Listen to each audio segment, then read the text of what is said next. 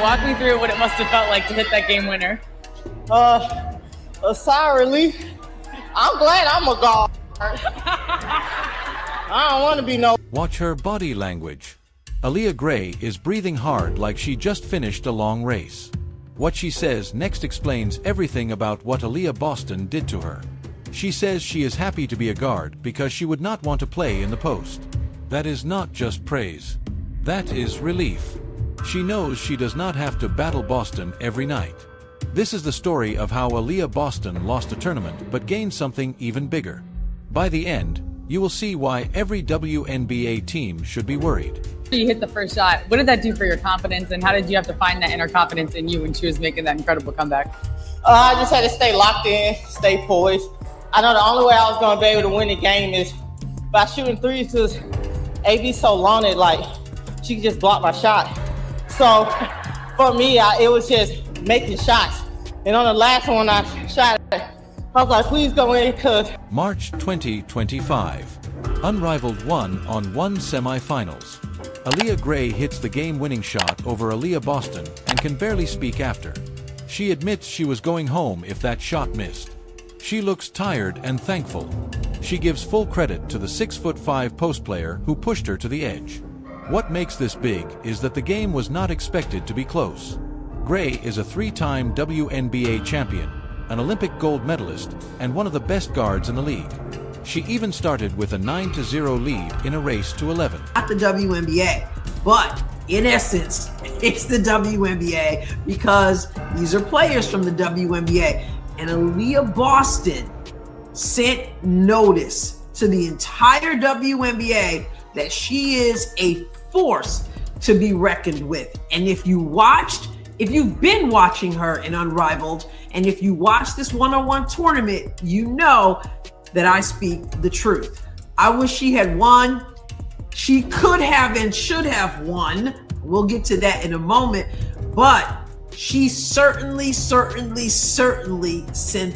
a message. And trust me, it was received. Boston sent a clear message to the league during Unrivaled, not just in that game, but the whole event.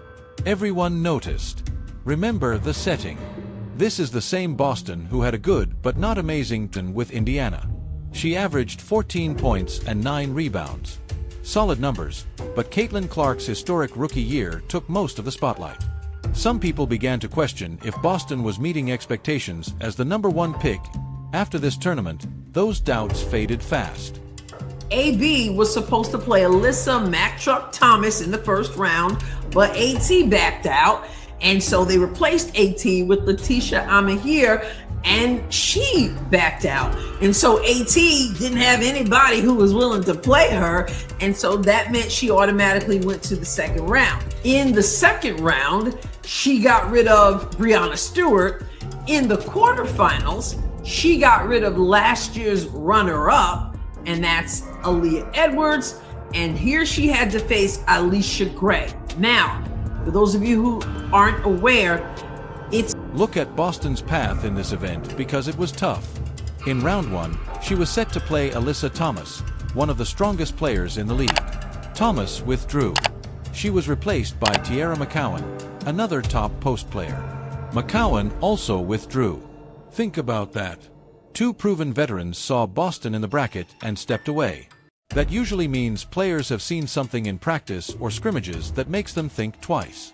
So Boston moved to round 2, and that is when things got serious. Situation. And so because Aliyah Gray had the higher seed, she got the opportunity to kind of call it as she wanted it to start. She said, I'll shoot for ball. She shot the 3, she made the 3, which means AB was on defense to start, which is tough because it's make it, take it. And so you may not even get possession. Remember the first round, Courtney Williams was skunked, 0. Veronica Burton, she never even got the ball. And so in this case, Aliyah Gray started off, she had the ball, AB's on defense. And Aliyah Gray was doing very well. She ended up with a 9-0 lead. And this is a game to 11. She had 9-0. AB came roaring back, and I'm screaming during the live stream, AB, Take her down low, take her down low, take her down low. Don't settle for the jumper, which she did. In round 2, Boston faced Brianna Stewart, 6'4", two-time champion, two-time MVP, and often called the best in the world. Boston knocked her out. She did not just win, she controlled the matchup with strong footwork and smart post moves that kept Stewart off balance. In the quarterfinals, she played Aliyah Edwards, last year's runner-up in this tournament. Edwards understands one-on-one play very well. Boston eliminated her too. Then came the semifinals against Aliyah Gray, and this showed who Boston has become. I take her down low. You're AB, you're 6'5". Aliyah Gray, 6 feet tall. And that's what AB did. Just all kinds of moves. Her footwork is tremendous. Backing down, turning, shaking, putting it up. And then on the very last play, and I'm going to show you this, on the last play, Aliyah Boston opted for a jumper. She went away from what she was doing that got her in the position to win the game. Bad decision on her part, but so proud of the way she played. It was a battle between the two of them. Now, I did complain, as did AB, because Aliyah Boston should have gone to the line a couple times with and ones, and the officials did not blow the whistle. And she was barking at the officials because it was obvious. The format is simple. Make it, take it. If you score, you keep the ball. A player can lose without ever touching it, like Courtney Williams did earlier when she never got a shot. Gray had the higher seed, so she started with the ball. She hit a 3 and kept scoring. Another 3, another basket. She jumped ahead 9-0 in a game to 11. Boston had not even touched the ball and was close to elimination. It looked finished, but then everything shifted. Gray's also a really shifty guard. She can shoot the 3. Yep, just like that. Or she can get to the rack. She's so. Aliyah Boston has made 1 3 in this tournament. Half-court heat, and Gray hits it. What's the foul? So that's the situation I'm talking about right there, where there's, I know Aliyah plays for a phantom team, but a phantom foul maybe, and it was on a 3, and they send her to the line. Her, meaning Aliyah Gray, of course. Has made 1 3 in this tournament. Half-court heat, and Gray hits it. What's the foul? In 1 minute 20 seconds, a 7-0 lead for Gray. Fake, fire, got it. All right, she needs to get to her spot, get down to the post. Oh, should have kept her dribble there. All right, gets to the basket. Drives, left alley, spins in the paint, lays it in. Boston did not use a timeout. You can see that right there. She was like, where's my and one? So she barks a little bit at the official there. You can see that again. Boston finally got possession and took control. She did not settle for outside shots or try to copy Gray's style. She went straight to the post. She used her size, skill, and balance to score again and again. Back down, spin, score. Back down, up and under, score. Back down, drop step, score. She erased the 9-point gap and moved ahead 10-9. During that run, there were clear moments where she was fouled with no call. She showed her frustration because those were obvious shooting fouls. Boston won a lot of attention and a lot of concern, because if there's a 2024 season, she's coming for everybody. So who did win? Chelsea Gray. The other semifinals was Chelsea Gray versus Kelsey Plum, and Chelsea Gray just came roaring back, refused to quit, won that, and then obviously Aliyah Gray.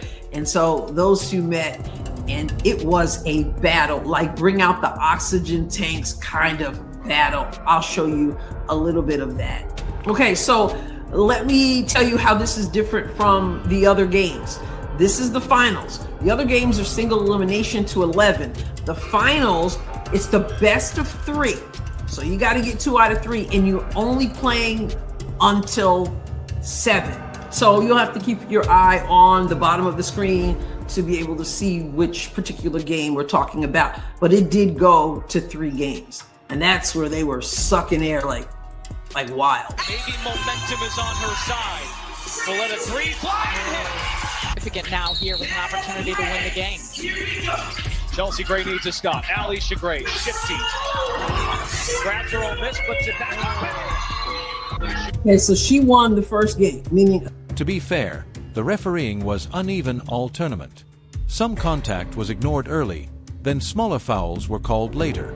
Gray reached the free throw line on lighter contact, while Boston absorbed heavy hits in the paint with no whistle. In a race to 11, every call matters. If Boston gets those free throws, she might win before Gray touches the ball again. Instead, she had to keep battling. On the final play, leading 10-9, she chose a mid-range jumper instead of going back inside. The shot missed. Gray got the ball, made a three, and won 11-10. Boston reacted with a smile and hugged Gray. She showed respect and class. Even without the prize money or trophy, she left with something stronger.